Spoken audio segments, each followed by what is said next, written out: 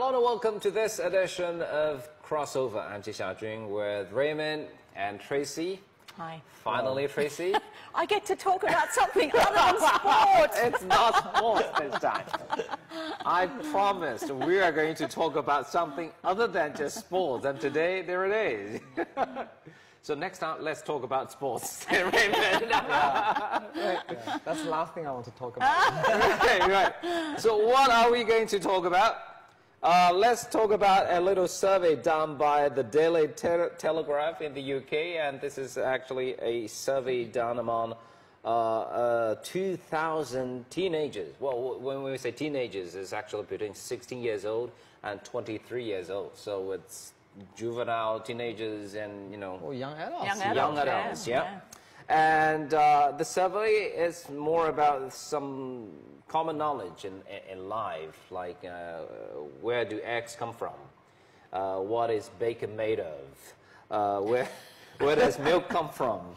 And interestingly, 36% of the respondents didn't know what bacon is made of. 40% do not know where milk is from. And 7% believed actual milk is made of wheat, processed from wheat.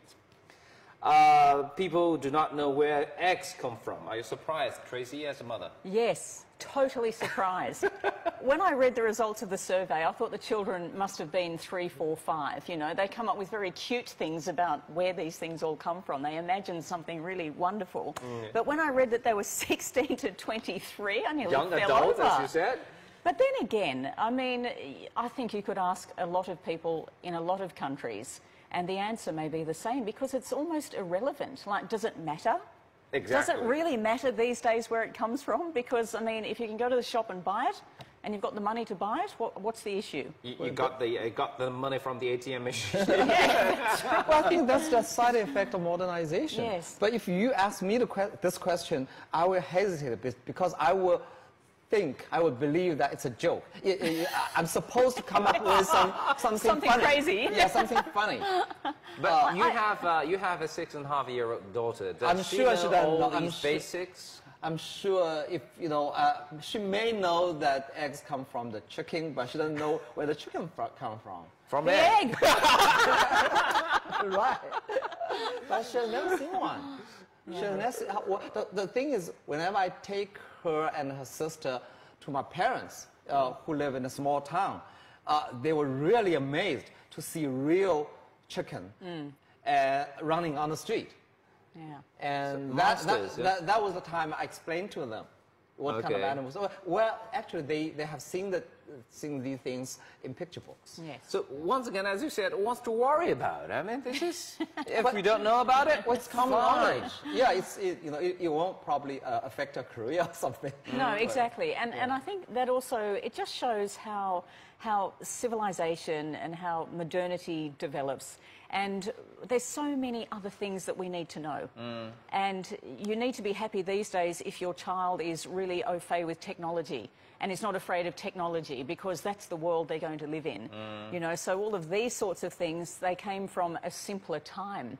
You know, I remember once during an election campaign in Australia, and they actually said to the two people that were running for, you know, the prime ministership of the country, well, how much does a litre of milk cost? And one could answer the question and the other one couldn't. And everyone went, oh, well, how would they know what we go through? They don't even know how much a litre of milk is. But do you really expect the prime minister of the country to be going into the corner store and buying a litre of milk? Well, Margaret Thatcher did. Yeah, in the movie, that's right. of the movie, she made a trip to the local grocery store. But we just need to be aware of so many more things these days, that those things, that's for somebody else to worry about. But we're not talking about this, like the special area. We're talking about this, you know, common knowledge, the basics in our life, and that's why there is one argument. Actually, it's you know, agreed upon by all these parents. They're saying, well, they're worried because, you know, this is like the basics of life. If they do not know about these basics in their life, they're worried it might be like in the future, their kids are not going to know how to live on their own. I mean, it's like if they do not know about these basics, how can they manage to live in the future when they grow up? I mean, these are actually young adults already. Well, I'm pretty sure if you ask the farmers' children, they could answer these questions. And they're the ones that are going to be looking after this in the next generation. You know, it's horses for courses, isn't it? It's like, I mean, in my grandfather, he could build anything. He could fix the water. He could fix the electricity. My husband can't do any of those things, but he doesn't need to because there are specialists that do that.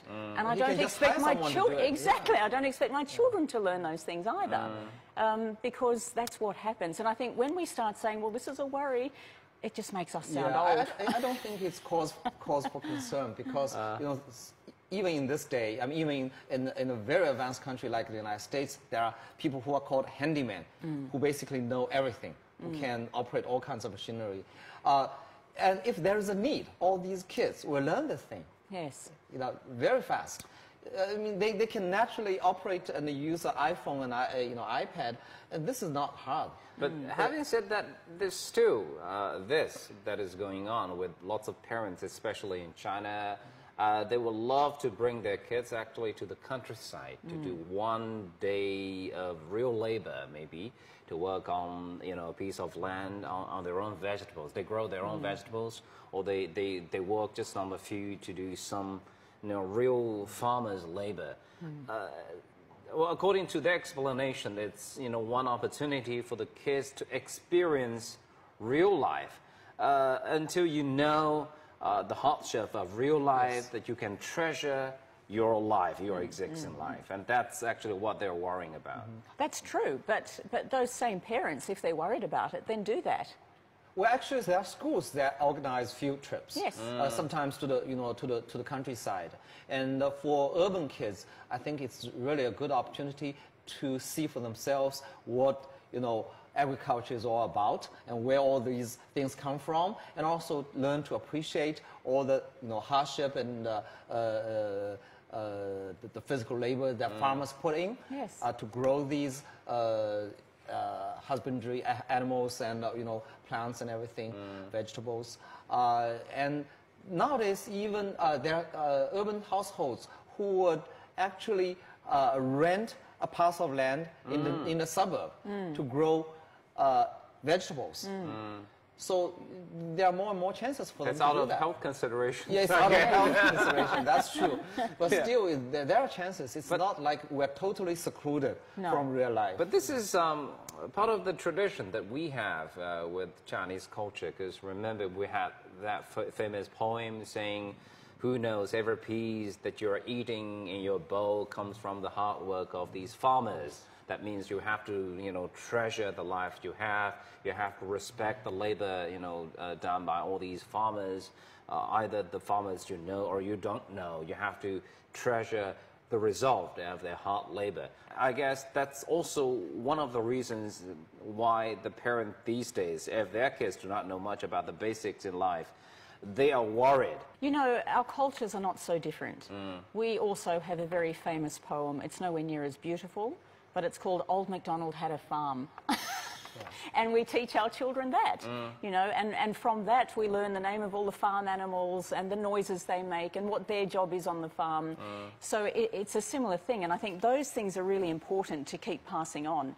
But getting back to something you said earlier about, you know, the parents being concerned about this and their children not having those experiences, there's nothing to stop the parents helping the children have those experiences. And that's one of the great things in life. You like to take your kids to somewhere different, something they are not comfortable with or haven't experienced before, to show them how it's done and to show them there's another way. And, you know, that's also one of the beauties of travelling, and where we as a family and our children feel so lucky to be able to live in other countries, other cultures, and the way they approach things is very different, and you can learn from that. There's many different ways of doing the same thing. But in some countries, it's usually the fresh graduates, you know, fresh out of college. They spend a year or two traveling around the world and basically getting... One gap here? Yes, gap year. Yeah, getting, you know, exposed to different cultures, not just to, you know, to the rural life. And also, it's in the parents' nature. Parents of my generation, they had the same worry. You know, my parents used to complain that I could not name the 5 grains.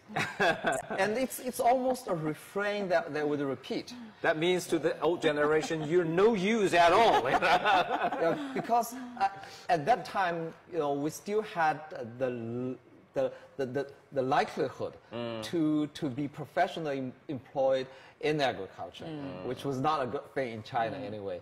But still, you should be well prepared for that kind of life. But the thing, but the thing is, there's so many things that we learned when we were a child. We couldn't remember anymore.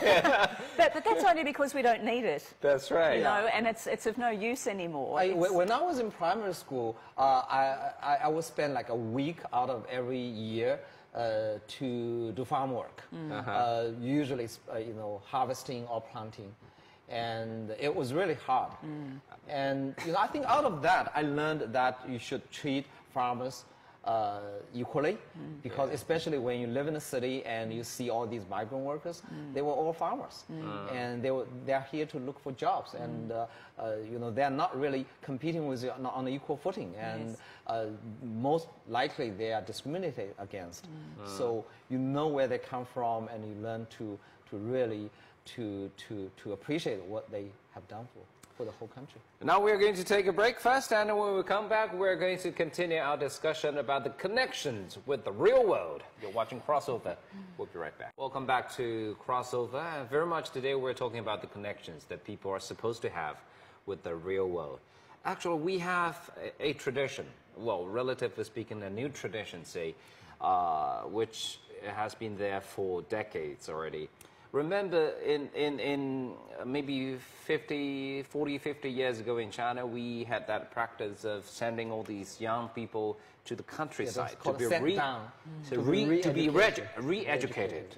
And that's actually a campaign first initiated by Chairman Mao, I guess. In the late 1960s. That's and right. It was enforced in the 1970s. That was kind of different because it's not really a field trip. It's not for a week or so. It was basically supposed to be for a whole life. Yeah, for life. And a lot of people found out the cruelty of life that way, and they basically resorted to all kinds of means to get back to their city life. And it was not a pretty thing. No, because that was a punishment. No, it's not a punishment. It was a way to solve the mass unemployment in the cities by sending tens of millions of young people into the countryside and basically to subsist. And of course they learned a lot of farm jobs, but they didn't really learn to appreciate how to coexist with farmers. Of different course, cultures, different cultures. Yeah. But these days we do not have that massive campaign involving tens of millions of people being sent by the government to live actually in the countryside virtually for a whole life. But the practice is still here. We still see the marks. Remember, I'm not talking about these independent companies, but I'm talking about these central ministries or say the state-owned enterprises. The practice is still there for the young employees. Maybe in the first few years, first year or second year, when they are recruited by these ministries, departments, or state-owned enterprises, they will be sent to the grassroots, right? The grassroots, the countryside, maybe the countryside or the third tier, fourth tier cities, to be working in those areas for half a year or 1 year. What is the Chinese one? Social practice? Actually, there are different terms for that. Social practice, I think, is a more generic term, and sometimes we call 基层 迁到基层工作 to work at the grassroots level. Okay. And in my company, I work for China Daily. We send young reporters to the provincial bureaus, usually for half a year. And I think they really benefit from that experience, because over here you have so many people, you don't get that many chances to get a scoop, to get a good story. But in that provincial office, you are basically one of a few people. And I'm actually a child of sent-down youth. Also, my parents are sent-down youth. And of course, they hated the experience, but my father used to say, it's actually good if you just go there to work for a year or two. If it's limited. The time is limited. You can get more benefits from damages, basically. So I feel that, you know, if you get a good, if there's a good mechanism, so that people will know that one day They're coming back. You're coming back. Do you have similar practices, say, in Australia? I mean, we have such a vast expanse of emptiness in our country, you know, with very, very small townships, numbering from as small as 3 or 4 people, you know, to a couple of hundred and up the scale. But of course, when you finish your degree at university in a whole variety of, you know, different forms of education, you have the opportunity. You can go into the countryside, and it can actually help pay off some of your educational debts.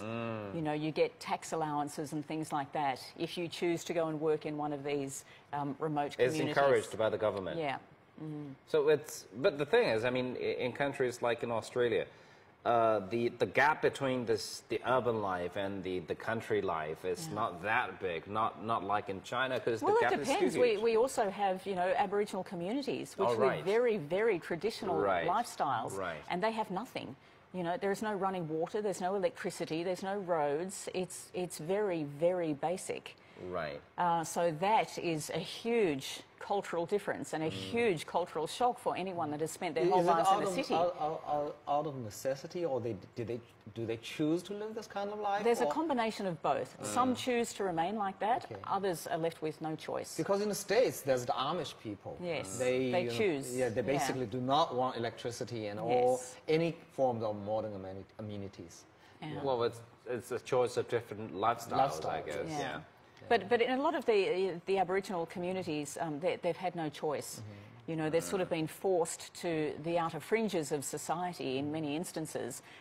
There's a lot that are fully integrated, but these communities do still exist where they have very, very little. Yeah. But, I mean, in China, that kind of practice is kind of asked, but at the same time supported and encouraged by the government, by the work units, by those, you know, central ministries, because it's actually linked with the benefits you might have working in those organizations.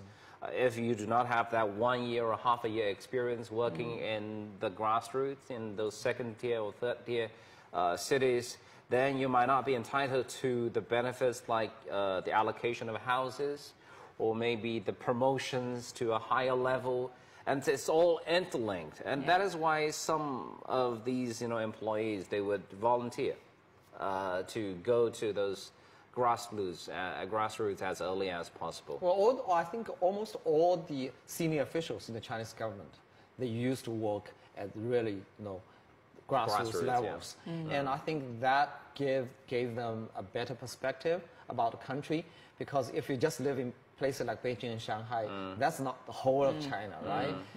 There are places that are quite poor, and their needs, you know, are probably very different from the needs of the urban people. Talking about officials, because there's one thing that's pretty interesting actually to me, because some of these, you know, officials from these central ministries or organizations, they will take a temporary position either in a county or in a town as the deputy head of that place. I mean, the level. Or even a CCTV host. I think. Oh yes, two former hosts from CCTV. Yeah, well, this is one of them. Both of them are actually PhD degree holders, and he went to Lijiang, one of the ancient towns in Yunnan province in southwest China. Deputy mayor, right? He took the position of the deputy mayor of that place, and he's now taking a real position back in Beijing as the head, I guess, of one of the charity foundations now in Beijing. One more example is with another former host of CCTV. He is also a PhD degree holder. He was, this is Zhang Zheng. He took the temporary position of the deputy head of one of these districts, not the districts, but the prefectures, say, in Xinjiang Uyghur Autonomous Region. And now he's in one of those prefectures in Guizhou province in southwest. But that's a shift of career, right? It's not a permanent position. They are not coming back as television hosts anymore, right? So it's like, you know, you take one position, and the first step could be you've been sent down by your organization or by the country, by the government, to, as you said, to experience the life of different circle. But later on, it became a permanent job. So it's pretty good and good development. Yeah, if they choose to do so. Yeah. Well, you know, first of all, the wealth gap between urban and rural is no longer as big as, say, 30 or 40 years ago. At that time, it was really totally different. And I guess that's also one of the differences between our countries too, because like in Australia, you know, many of the agricultural people, the farmers, were some of the richest in society. Yes. Because they owned the biggest amount of land, they had the biggest sheep stations, they grew the most wheat or cotton, you know, they were very, very rich people. Large swimming so it's a pools. very different, you know, being sent there probably wouldn't be a punishment in any kind of understanding, yeah, so it's different. You're watching Crossover. We'll be right back after a short break. Welcome back to Crossover, and today we're talking about these connections with real life. Now let's move on to this group of university students. And before the break, we talked about, you know, the ones working in these central organizations, in the ministries, and for these university students, and either they took one gap year before they took the job, and or they actually are, you know, are chosen by the government, or they choose to do volunteer job in the remote areas, or they choose to be the officials in the villages. Now, which part have you heard about? Have you heard about college student village officials? That No. means all these graduates, actually, the new officials from of these villages, they're actually the college students. This is something new, I would say, in China. It only started about a few years back in China. I guess one of the reasons is to solve the, you know, the employment issue, the problem with the university graduates. At the same time, they're introducing a new blood to these villages. Yeah, usually, I mean, in the old days, officials, village officials come from the villages. And nowadays, they have these college graduates who are better educated, who are supposedly, at least, have a, you know, broader world view. I've encountered a few of them on my, you know, reporting trips. And Does it work? Because well, it's hard to that's tell. what I'm wondering, you know, because if the official came from that way of life and understood the trials and tribulations, surely that's going to give you quite an advantage over somebody who's come from a city who knows how to do book work or legal work or something of that funny nature. thing And is, they're young. Yeah, Yes. they are young. The funny thing is they are very fast to learn the local ways, in good or bad ways. You know, what I worry about actually is, you know, the relationship between these Yes. young students and, Yes. you know, new officials and the Because villages. they would be perceived very much as, you know, the haves coming from the big city That's right. to the have-nots. And immediately there's some kind of us and them situation. It's not like they're part of our community. And it's also, you know, they may be sidelined because, you know, having a title, a job title, does not mean you have the real power. Because working in the village, you have to really know the needs of the villagers and to be on a neighborly term on all the households. But this and is that takes time. This is the practice that has been there for a few years. It started in 2008, and we're talking about 1.3 million village officials who are college graduates. It is the dilemma for these graduates, especially for the families of these graduates. I mean, for Chinese parents, especially with the old generation, to send their kids to a university to be educated, they expect their children to be living in big cities like in Beijing and in Shanghai to do something, you know, extraordinary. They're not expecting the kids after their graduation from university to come back to a village. Okay, you were born in a village, you grew up in a village, we do not want you to come back actually to a village. Well, that's the traditional mentality, but it may turn out otherwise because nowadays, you know, in China, the more local you get, the more real power you get. So you probably You got land. can, you know, get in charge of, say, land rezoning, you know, selling land, all those things that with real power. And of course, you know, if you're sent to another village, you are new there. If you're sent back to your home village, that's another story. And there is one more aspect, because remember all these officials. In China, we've introduced this election process in these villages. I mean, the direct election process. So all these, officials in the village, they're supposed to be elected by these villages. But how can they manage to win the votes of the villages if the villages do not know much about these young kids? I mean, and the other thing is, hopefully you would be electing people that first of all understood your local community. That's right. Secondly, had experience, and thirdly, had the wisdom of age. And so if you're talking about young college graduates who, let's be honest, life experience for most of them is fairly limited at that point. How are they going to go with that? How are they going to deal with being suddenly thrust into the local politics of that place over hundreds of years, and family strengths, and you're dealing with much older people who've had some power for perhaps decades, and how you're going to sort of deal with the whole politics of that. It's interesting. Yeah, usually in local villages, it's the patriarch that has the say, and a lot of the original village heads are patriarchs. But there are situations when there are different factions, different families in a village, and for an outside to come in to serve as the head can have benefits in that he is more of the third party and can be more objective in arbitrating. One of the possible advantages might be they have better connections with the upper level of the government. I mean, when they are in need of asking more resources for the development of that village, they're in a position to do so.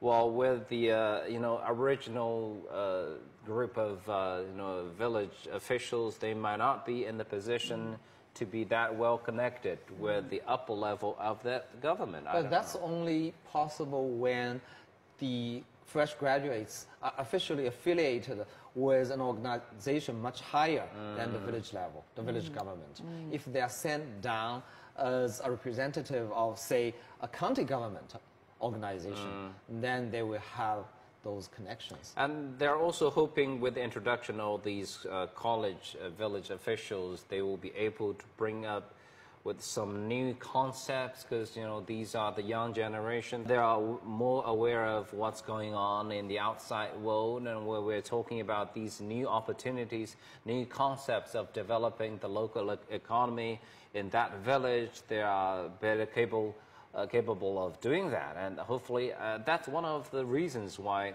the practice has been introduced actually with these villages. I think it really differs from situation to situation. Depends on the personality and the talent of that individual, and and also the power structure of that village. Yes. Because it can have pros and it can have cons. Well, what's happening these days is some are doing fine, Yeah. because as you know,